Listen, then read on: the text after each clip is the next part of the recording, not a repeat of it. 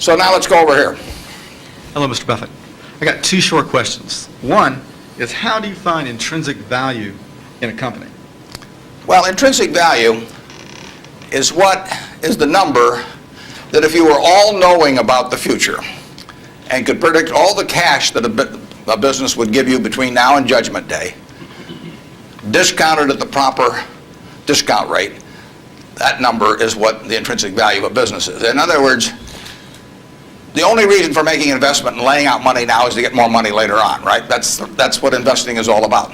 Now, when you look at a stock, when you look at a bond, assuming it's the United States government bond, it's very easy to tell how much you're going to get back. It says it right on the bond. It says when you get the interest payments, it says when you get the principal.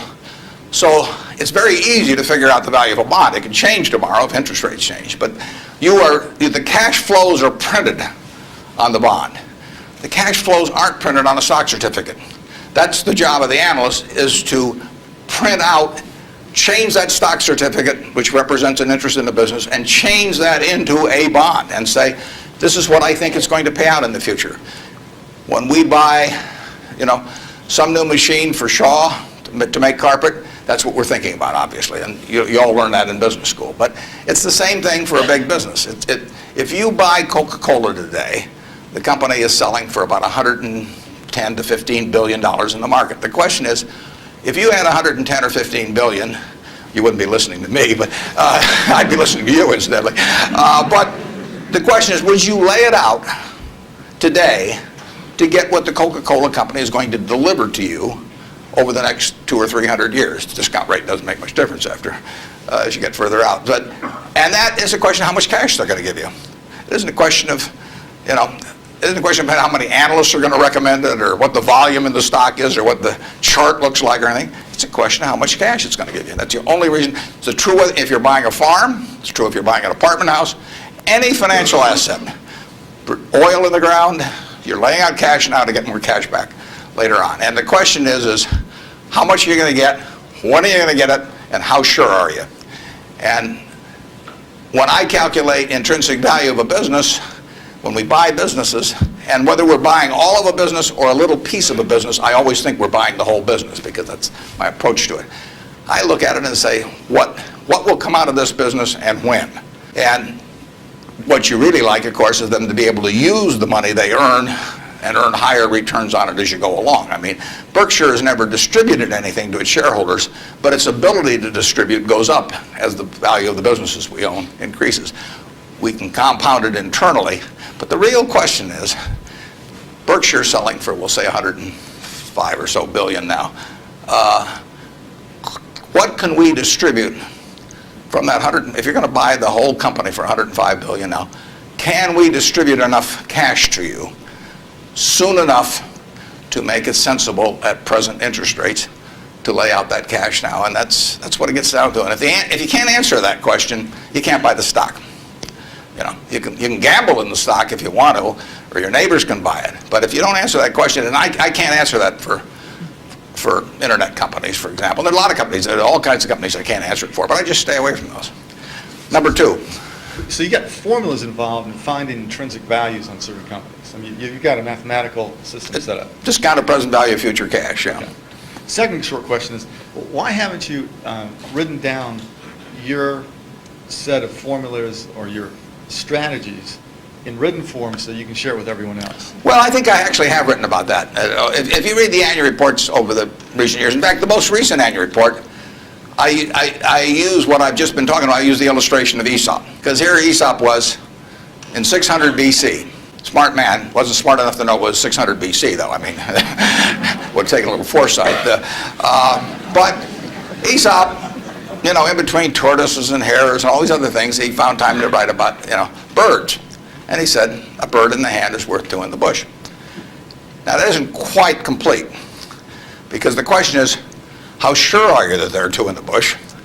And how long do you have to wait to get them out? Now, he probably knew that, but he just didn't have time because he had all these other proverbs to write and had to get on with it. But he was halfway there in 600 BC. That's all there is to investing, is how many birds are in the bush, when are you going to get them out, and how sure are you? Now, if interest rates are 15%, roughly, you've got to get 2 birds out of the bush in 5 years to equal the bird in the hand. But if interest rates are 3%, and you can get 2 birds out in 20 years, it still makes sense to give up the bird in the hand, because it all gets back to discounting against an interest rate. Problem is, often you don't know, not only how many birds are in the bush, but in the case of the internet companies, there weren't any birds in the bush. But they still take the bird that you give them if in the hand. But I actually have written about this sort of thing, and stealing heavily from Aesop, who wrote it some 2,600 years ago, but I've been behind on my reading. Yeah. Good morning. I know you're famed for your success, but I was curious if there were any particular moments in your life that, or mistakes or failures that you've made that were particularly memorable, what you may have learned from them, and if you had any particular advice for the students here in dealing with discouraging circumstances. Yeah, I've made a lot of mistakes. Biggest mistake, well, not the biggest, necessarily the biggest, but buying Berkshire Hathaway itself was a mistake, because Berkshire was a lousy textile business, and I bought it very cheap. I'd been taught by Ben Graham to buy things on a quantitative basis. Look around for things that are cheap.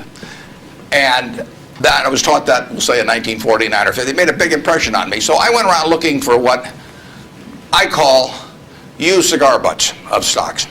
And the cigar butt approach to buying stocks is that you walk down the street and you're looking around for cigar butts, and you find this, on the street, this terrible looking, soggy, ugly looking cigar, 1 puff left in it. But you pick it up and you get your 1 puff. Disgusting, you throw it away, but it's free. I mean, it's cheap. And then you look around for another soggy, 1 puff cigarette. Well, that's what I did for years. It's a mistake. Although you can make money doing it, but you can't make it with big money. It's so much easier just to buy wonderful businesses. So now I would rather buy a wonderful business at a fair price than a fair business at a wonderful price. But in those days, I was buying cheap stocks. And Berkshire was selling below its working capital per share. You got the plants for nothing, you got the machinery for nothing, you got the inventory and receivables at a discount. It was cheap. So I bought it. And 20 years later, I was still running a lousy business, and that money did not compound. You really want to be in a wonderful business, because the time is the friend of the wonderful business. You keep compounding, it keeps doing more business, and you keep making more money. Time is the enemy of the lousy business. I could have sold Berkshire, perhaps liquidated it, and made a quick little profit, 1 puff. But staying with those kind of businesses is a big mistake. So you might say I learned something out of that mistake, and I would have been way better off taking what I did with Berkshire is I kept buying better businesses. I started the insurance business, See's Candy, the Buffalo, all kinds of things.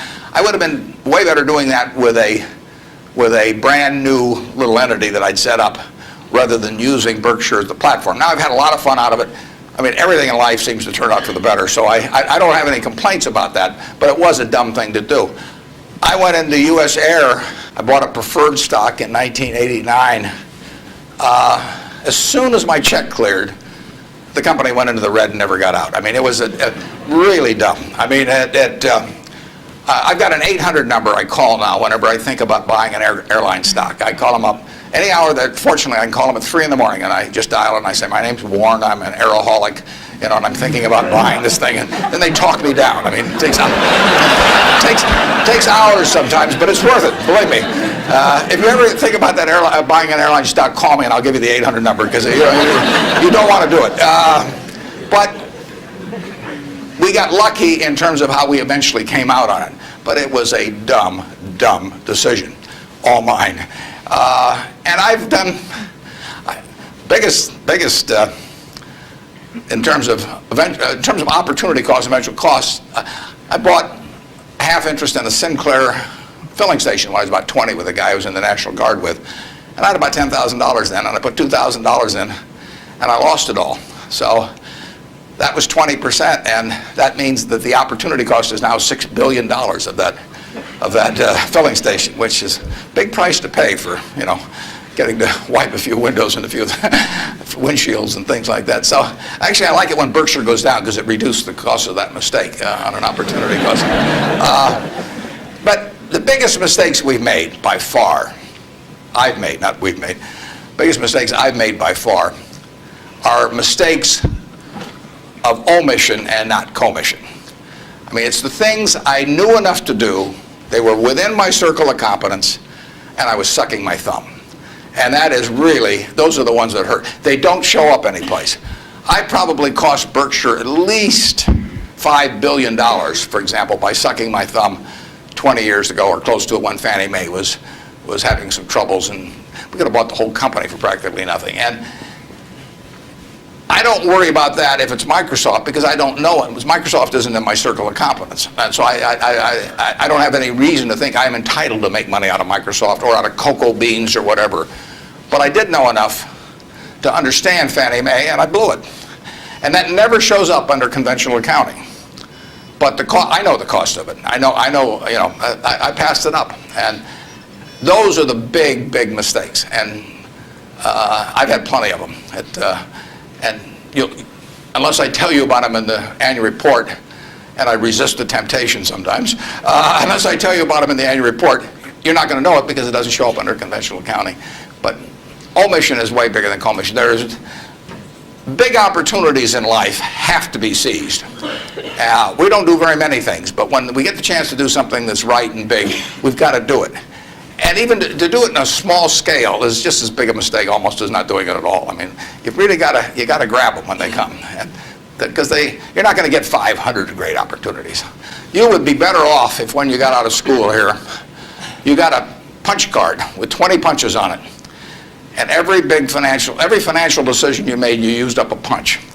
You'd get very rich because you'd think through very hard each one. I mean, you went to a cocktail party and somebody talked about a company you didn't even understand what they did or couldn't pronounce the name, but they made some money last week and another one like it. You wouldn't buy it if you only had 20 punches on that card. There's a temptation to dabble, particularly during bull markets. In stocks, it's so easy. It's easier now than ever because you can do it online. Just you click it in and maybe it goes up a point and you get excited about that and you buy another one the next day and so on. You can't make any money over time doing that. But if you had a punch card with only 20 punches, you weren't going to get another one the rest of your life, you would think a long time before every investment decision. And you would make good ones and you'd make big ones. And you probably wouldn't even use all 20 punches in your lifetime, but you wouldn't need to. Yep. Mr. Buffett, good morning.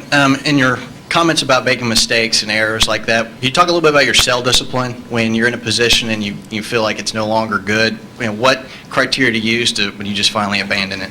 Yeah, when I started out, the sell situation has changed over the years, because when I started out, I had way more ideas than money. I mean, I would go through Moody's manual. I went through it page by page, and then I went through it again page by page.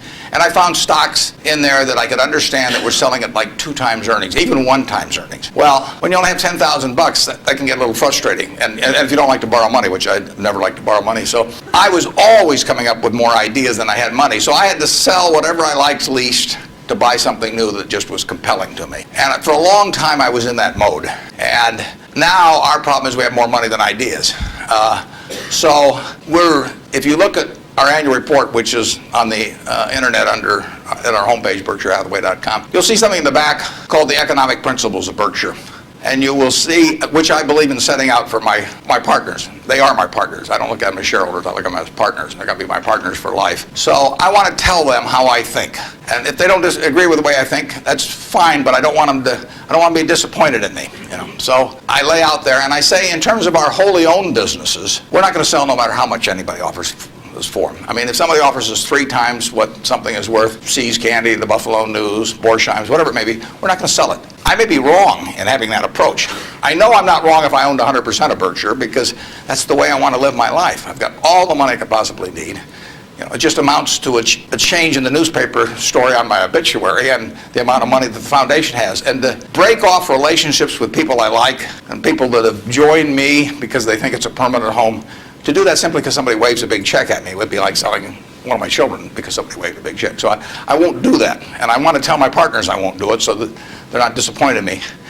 More and more with certain stocks, we've got that approach. Now, if we were chronically short of funds and had all kinds of opportunities coming, we might have a somewhat different approach. But our inclination is not to sell things unless we get really discouraged perhaps with the management, or we think the economic characteristics of the business change in a big way. I mean, and that happens.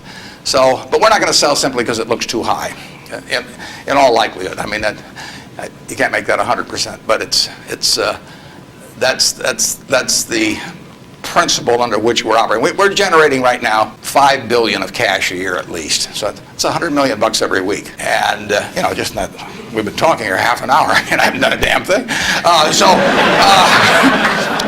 It's, the real question is how do you put it out intelligently? And if we were selling things, it'd be just that much more. So there may come a time when that would change. But we want to, and I have shareholders, partners, who would say, if you can get 3 times what See's Candy's worth, why don't you sell it? And that's why I want to be sure before they come in, they know how I think on that. I mean, they're entitled to know that. You really think for a minute, if you're going to get married, and you want a marriage that's going to last, not necessarily the happiest marriage, or one that Martha Stewart will talk about or anything, but you want a marriage that's going to last. What quality do you look for in a spouse? One quality. Do you look for brains? Do you look for humor? Do you look for character? Do you look for beauty? No. You look for low expectations. I mean, that is the marriage that's going to last. Both have low expectations. I mean, and I want my partners to be on the low side on expectations coming in because I want the marriage to last. It's a financial marriage when they join me at Berkshire, and I don't want them to think I'm going to do things that I'm not going to do. So that's our guiding principle. The advice is all free, and your marital advice, everything else. Next.